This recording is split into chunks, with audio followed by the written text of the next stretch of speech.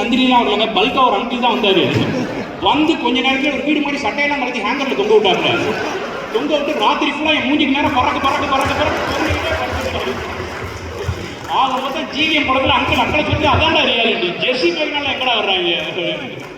But நான் college படிக்கலாம், GVM வந்து டேரக்டராக இன்ட்ரடியூஸ் ஆகுறாரு. நான் ஃபர்ஸ்ட் இயரில் நான் ஃபர்ஸ்ட் இயர் படிக்கலாம். அவர் வந்து மின்னலே அப்படின்னு ஒரு படம் எடுத்தாரு. எவ்வளோ மின்னலே ஃபேன்ஸ், சூப்பர் படம் சார், சரியான படம். எனக்கு மின்னலே படம் ரொம்ப பிடிச்சி போச்சு. நான் பார்த்துட்டு நான் ஃபர்ஸ்ட் இயர் முடிச்சோடனே எங்கள் அப்பாட்ட போய் சொன்னேன், டாடி என்னால் கம்ப்யூட்டர் சயின்ஸ் படிச்சுட்டு அப்பாஸ் மாதிரி ஹார்ட் பீட்லாம் வைக்க முடியாது டாடி, நான் மெக்கானிக்கல் படிச்சுட்டு மேடி ஆக போகிறேன் அப்படின்னு சொன்னேன். எங்கள் டேடி 2 செமஸ்டர் ஃபீஸ் கிட்டிக்க மூடிட்டு படி அப்படின்னாரு. I wanted to become Maddy, but my daddy அதை அலோவ் பண்ணல. அதுக்கப்புறம் நான் செகண்ட் இயர் படிக்கல, ஜிவிஎம் காக்கா காக்கான்னு ஒரு படம் எடுத்தாரு. காக்கா காக்கா என்ன மேடம் இந்த கதைக்கு தெரியுங்க, சூர்யா ஃபேனா? எல்லாரும் ஃபேன்மா. கங்குவா படம் பார்த்தீங்களா? கண்டினியூ பண்ணுறீங்களா? காது வேலை செய்யல. பட் காக்கா காக்கா சூப்பர் படம் இல்லை மேடம். காக்கா காக்கா நல்ல படம் தானே, என்ன சொல்றீங்க? சூப்பர் படம். ஏன்னா காக்கா காக்கா படம் ரொம்ப பிடிக்கும். அதுவும் அந்த படத்தில் சூர்யா டயலாக்லாம் பார்த்துருக்கீங்களா? நாங்கள் 4 பேர், எங்களுக்கு பயமே கிடையாது அப்படி அப்படின்னு. நாங்களும் காலையில் ஒரு 4 பேர் அதே டயலாக் சுற்றிட்டு இருப்போம். நாங்கள் 4 பேர், எங்களுக்கு பயமே கிடையாது. என் கூட இருந்த 4 பேர் வச்சோடைய பார்த்தாலே உச்சா விட்டுருவான். எதுக்கு சொன்னோம்னு தெரியல. அதுவும் அந்த படத்தில் வில்லன் டயலாக் பார்த்துருக்கீங்களா? நம்ம எந்த ஊருக்கு போனாலும் அந்த ஊரை நம்ம ஆளணும் அப்படிமாரு.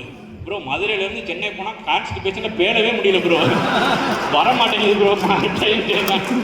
எங்கேருந்து ப்ரோ ஆள்றது, ஏன் ப்ரோ இப்படி பண்ணுறீங்க அப்படின்னு. பட் அந்த படத்தில் நான் சூர்யாவை பார்த்து பயங்கரமாக இம்ப்ரெஸ் ஆகிட்டேன். முடிவு பண்ணிட்டேன், ஆனால் காப்பு தான், கட்டினா மாயா தான் அப்படின்னு முடிவு பண்ணிட்டு மாயாவை கல்யாணம் பண்ணி நம்ம உயிரோட காப்பாற்றணும் அப்படின்னு சொல்லிட்டு என் ஃப்ரெண்ட்ஸ் கிட்டலாம் கேட்டேன், மச்சான் போலீஸ் ஆகணும் என்னடா பண்ணணும்னு சொன்னால், மச்சான் நல்லா ஃபிட்டாக இருக்கணும் மச்சான், டெய்லி காலையில் ஒரு 5 கிலோமீட்டர்ஸ் ரன்னிங்லாம் போகணும் மச்சான் அப்படின்னா. அப்போ நான் பரோட்டா பிரியாணின்னு சாப்பிட்டு உடம்புல 5-6 இடத்துல தொப்பையெல்லாம் இருக்கும். இருந்தாலும் மாயாவை கல்யாணம் பண்ணி ஆகணும் அப்படின்னு சொல்லிட்டு காலையில் வந்துட்டு ஒரு 400 மீட்டர் தான் ஓடி இருப்பேன். 3 நாளைக்கு முன்னாடி சாப்பிட்டுலாம் வெளியே வந்துட்டு இருந்துச்சு. ஆல்மை இன்டர்னல் ஆர்கன் ஃபெர்லைக்கு என்னடா ஸ்கெட்ச் ஆகும் கேட்டுட்டு இருக்கு உள்ளேருந்து. அதனால் அதுக்கப்புறம் போலீஸ்லாம் ஆக முடியாது அப்படின்னு தெரிஞ்சுட்டு அதுக்கப்புறம் நான் ஃபைனல் இயர் படிக்கலாம். ஒரு வேட்டையாடு விளையாடுன்னு ஒரு படம் எடுத்தார்.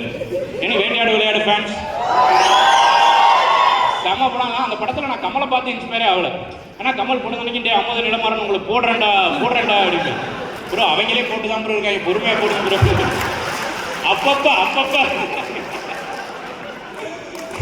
ப்ரோ அவங்க பேராசிட்டமால் டேப்லெட்டாக பொழுதன்னைக்கும் போடுறீங்க.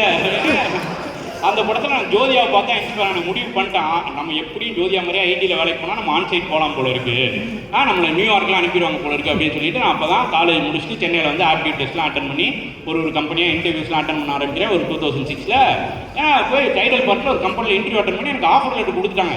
வச்சார் எனக்கு ஆஃபர் லெட்டர் வாங்கி என்ன பண்ணணும்னு தெரியல. வெளியே ஒரு செக்யூரிட்டி தான் இருந்தார், அவர்கிட்ட தான் போய் காமிச்சேன் செக்யூரிட்டி எல்லாம் கரெக்டாக இருக்கா அப்படின்னு. அவர் பார்த்துட்டு என்ன 2.75 lakhs per annum போட்டுருக்கு அப்படின்னாராமா. அதெல்லாம் ஒரு மாதிரி வராது போ அப்படின்ட்டாப்ல. எல்லாத்தையும் டேக்ஸில் கட் பண்ணி உனக்கு ஒன்றும் வராது ஓடு தட்டி அனுப்பிட்டாரு.